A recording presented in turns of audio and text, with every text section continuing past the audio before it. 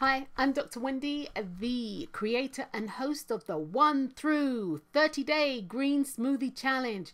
Yay, guys, you are on day 11, and depending on where you are in this global universe, you are on day 12 or, again, heading close to day 13. So congratulations. Woohoo! Congratulations, guys. But anyway, today, serious stuff. The video today, what I want to talk about is probiotics and prebiotics, something that's very essential to our total health. So bear with me. Today's going to be a kind of, I think, a longish kind of video, but just bear with me. Your intestinal tract, and I'm reading from paper today.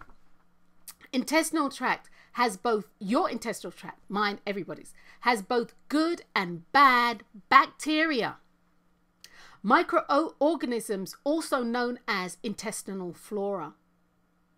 Now, they are found the length of our digestive tracts, and this goes from our mouths right through to our anus.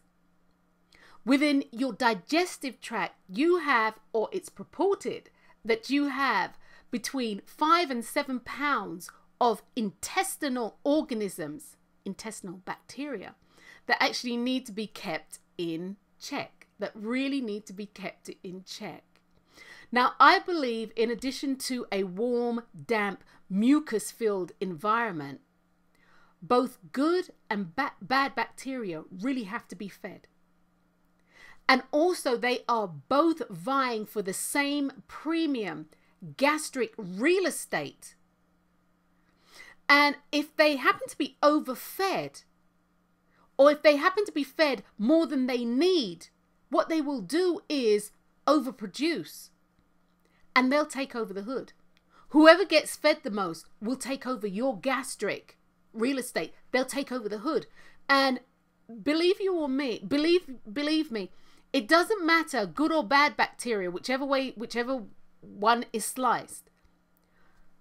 Overfeeding of any bacteria where they start growing out of control will cause illnesses, will cause diseases and disorders. So the primary function, depending on the type of organism and where it is in the digestive system, truly is all about the support and digestion and absorption of food, as in the case of the small intestine. And in the case of the large intestine, the function of the bacteria is to support growth, friendly flora growth in the colon. And of course, it's about absorption and elimination, the getting rid of toxins. All this is needed for your body to function correctly and maintain a balance. And that's what we're always trying to do. We're always trying to find that balance. Your immune system can be severely and will be severely compromised if this balance, if your digestive ecology is off track. It really will be, you'll become ill, bottom line. That's why many things that people do when they start eating a healthier diet, why they feel so good. Because the real estate is being taken care of. The internal digestive real estate is being taken care of. The digestive tract imbalances can be caused by a multitude of things. It's not just one thing. But, lack of exercise reduces the tonal value of your digestive tract, small intestine and colon. Overweight and lack of exercise also does the same thing, and it can squish your colon, it can squish your small intestine, so it doesn't have room, for all intents and purposes, to breathe and function correctly. And this actually really unsettles the real estate, the digestive ecology. Now, stress can also impact your digestive tract and cause an imbalance, primarily because of how we then, when we're stressed, use our energy. And how we utilize our energy when we're stressed is for the body to close down. It stops responding. It's going to do what it needs to do to survive. And so what happens is the good bacteria and the bad bacteria, the good flora, bad bacteria, they go into survival mode. And they start eating at warp speed, and they start reproducing at warp speed. And he who can eat and reproduce the fastest is the one who's going to own the real estate. And by far, the biggest contributor to this imbalance, to the digestive imbalance, to the flora, to the bacterial balance, is what we choose to eat. Now, they have this thing, it's called, I'm going to say SIBO, and it is capital S, capital I, capital B, capital O. And what it means is small intestinal overgrowth. Small intestinal bacteria overgrowth, excuse me guys. And what happens is, and everybody has experienced this, gas, bloating, diarrhea, constipation, those kind of things that go with it. Then you have sort of like the heartburn and the acid reflux. Well, this is small intestine bacterial overgrowth. This is what you've experienced. And from there, it can become quite a lot more serious. Because then it can create a disease called leaky gut syndrome. And leaky gut syndrome is literally where the food leaks out through the permeable membrane of the small intestine lining and filters across into the bloodstream without being filtered. It leaks across. And when I said filtered, what I meant was it flits across. And if you have stuff in your blood system that has not been filtered, this can create huge problems, because then what happens is that things like your cholesterol is going to start padding. Your cholesterol is going to start padding. Your arteries are going to start doing this because there's an invading something in your blood. Your white blood cell count's going to go up. Everything's going to galvanize to do what it does best, and that's survive, and it's survive at all costs. So with SIBO, and hopefully I'm saying it right, it also creates things like irritable bowel syndrome, which is you eat something and you'll have diarrhea, you'll have upset stomach, that sort of thing. Also ulcerative colitis, which is actually the inflammation of the lining of the lower part of the small intestine, and that's where the small intestine actually joins the large intestine, where they have the ileocecal valve. I don't know if I said that right.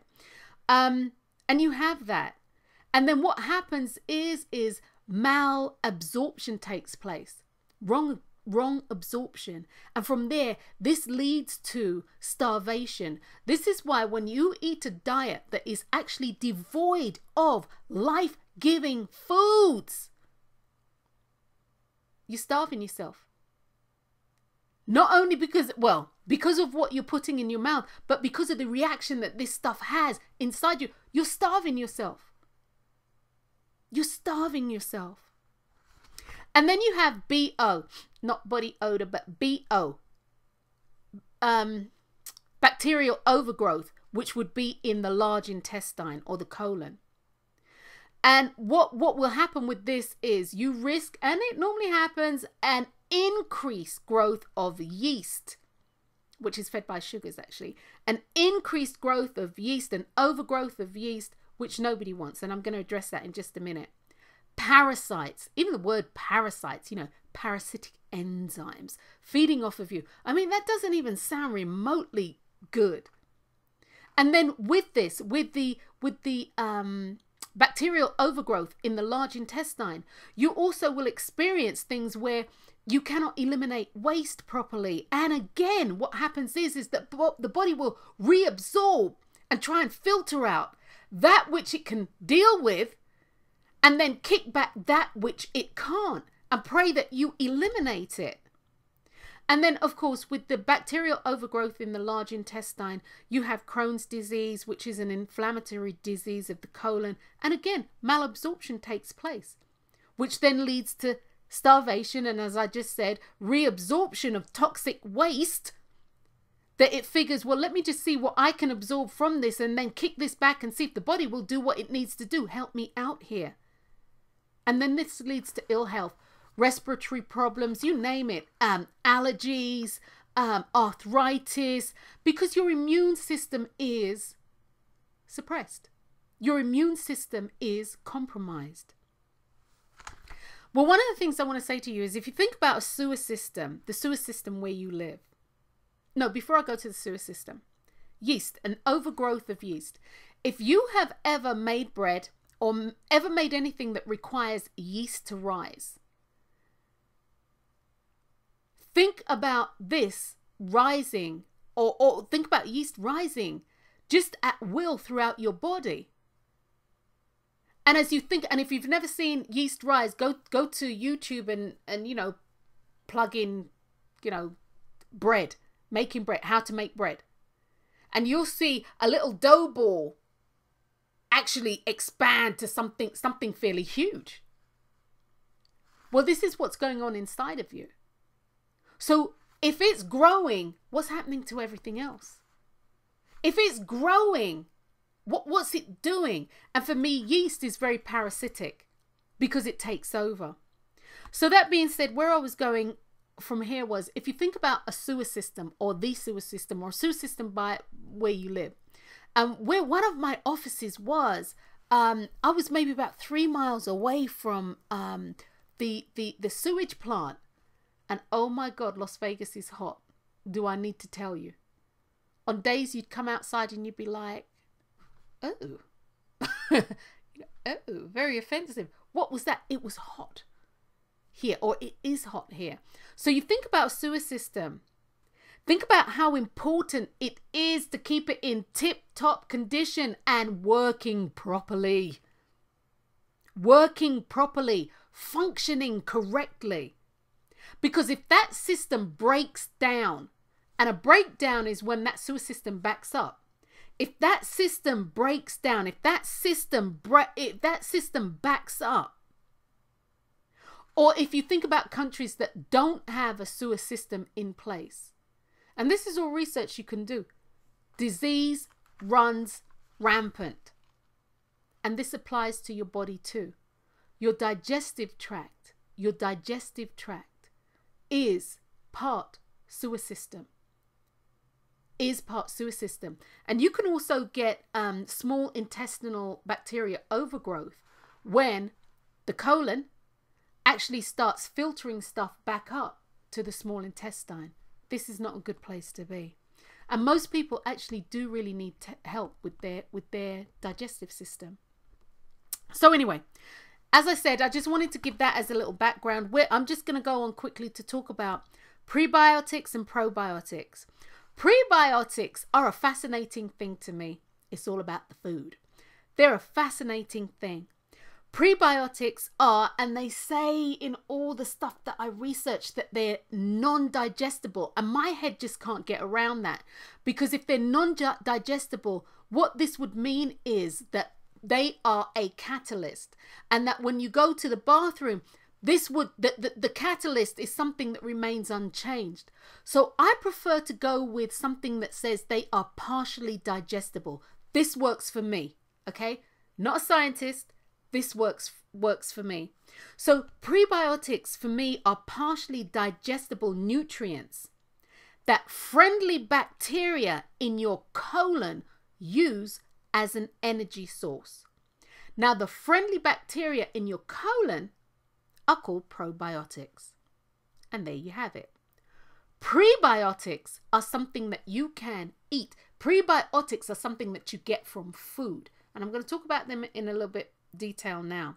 And what they do is they are actually an energy source for probiotics, which already live in your large or lower colon, your bowel, your colon, your large intestine. Okay, so beneficial bacteria in your intestines help keep dangerous bacteria from multiplying, potentially limiting the risk of many of the diseases that I just mentioned up above, including diarrhea, respiratory disorders, irritable bowel syndrome, ulcerative colitis, and the things that I mentioned. Substances called prebiotics, which I just spoke about, and probiotics, and also symbiotics, which I haven't spoken about, are actually found in some foods. Now, probiotics, as you know, are typically sold to us. It's the new bill of goods. It's sold to us. But all the above, prebiotics and probiotics are found in foods, and they're actually called then symbiotics. Symbiotics. That being said, prebiotics, as I just said, are partially digested nutrients that we find or that we get from food that we eat, and they are an energy source, and they're very much needed. Prebiotics are carbohydrates, and they are related or similar to insulin. They are also related to sugars or fructooligosaccharides. No, fructooligosaccharides, which is what they are. Oligosaccharides, sorry. Fructooligosaccharides. And they're related to those, which is fruit sugars. Saccharides, anything is fruit sugars. Prebiotics serve as a food source for healthy bacteria in the colon, thus increasing their growth. And to maintain the ecology and integrity and the functionality of our entire digestive ecology, our entire digestive real estate, prebiotics are needed in the foods that we eat to create a probiotic.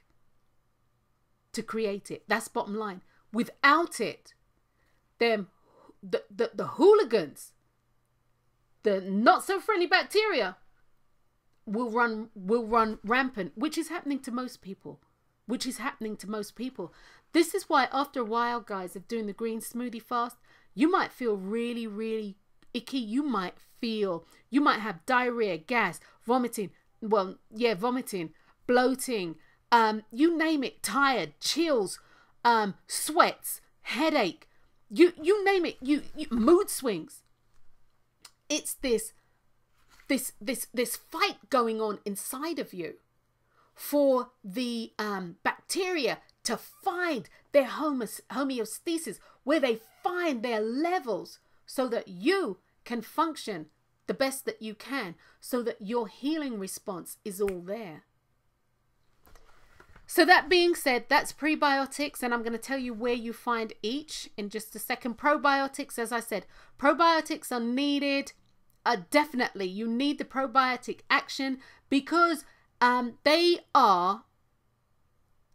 need the probiotic action to happen because in your colon,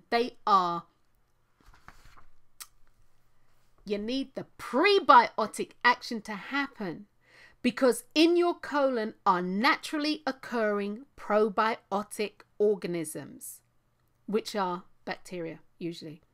And they have, as I said earlier, a beneficial effect both on digestion, and they limit the amount of bacteria, both good and bad, and other organisms that might want to take over your digestive real estate. They also aid in absorption and in elimination. And then you have symbiotics. Now, symbiotics for me, and this was a new one for me, but as I thought about it, I was like, yes, I can understand this. Symbiotics, which is spelled SYNBIOTICS.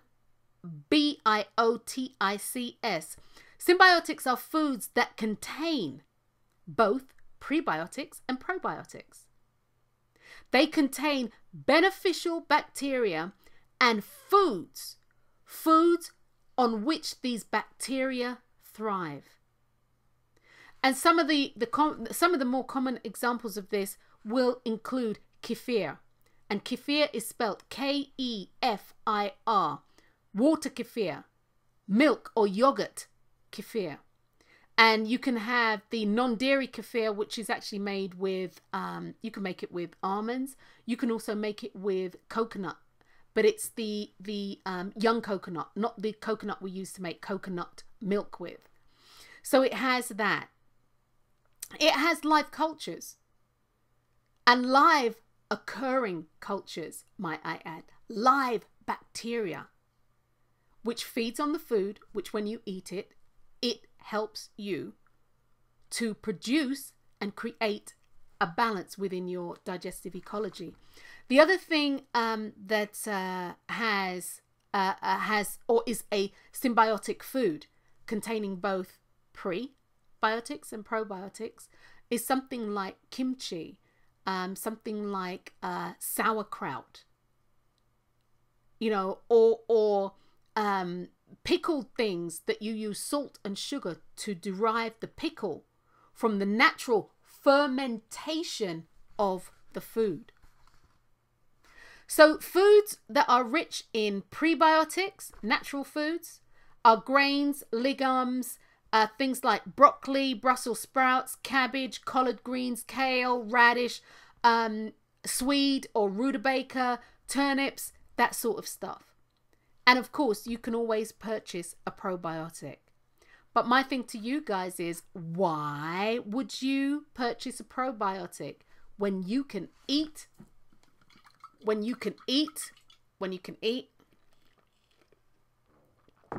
and do the right thing and allow your body to dictate what it is that you need? And I will say this, and then I'm going to wrap it up, guys, because this video has been long. You don't have to, and I'm going to say this, you don't have to drink green smoothies to achieve this action. Asparagus also is a good form of prebiotic, along with artichokes. They claim that artichoke is number one in creating prebiotics, but I tend to shy away from that because that might be the flavor of the month today. But that being said, you don't have to drink green smoothies to create the prebiotic action in your digestive tract. You really don't. But what you will need to do, for anybody who's just listening to this, you will need to incorporate into your diet raw, live, green, leafy vegetables, number one, fruits and vegetables, number one, green leafy vegetables, and then fruits and vegetables. And they need to be raw. If they're cooked unto death, if they're steamed, it doesn't matter. It doesn't have as greater impact as when you eat it raw. Your body can utilize this and it knows what to do. So guys, I hope you found this interesting. I won't listen to this. I'm not going to edit it. So I hope you guys have found this interesting. And if you do actually have any questions, of course, please, you can either, if it's of a personal nature, please always, you can email me or give me a call, and or you can post your question and or your comments on the board for everybody to see if you're okay with that. Other than that, guys, have a wonderful evening. Tip for today is think about prebiotic and probiotic foods. Day 12. Woohoo! See you later, guys. Peace out. And I can't get to the thing to